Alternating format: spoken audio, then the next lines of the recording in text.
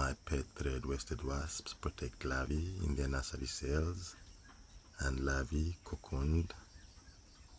They do spin the silk cocoon, preparing for the adult stage.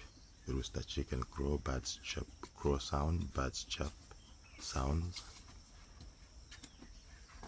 And these guys do mix saliva with the wood choppings to build their perfect nests, and waterproof their nests. The same saliva is used.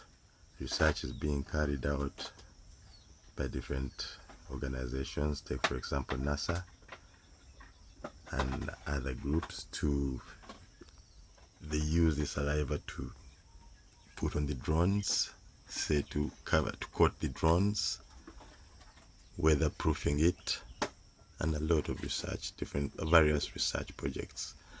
And for the farmers, they do feed on the bugs, the caterpillars, mix them up, chew them up, mix them up with saliva to feed their larvae, protecting us from unwanted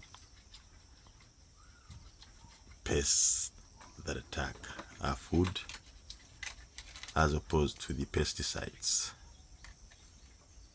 Yeah, nice. Larvae, we go in the nursery cells.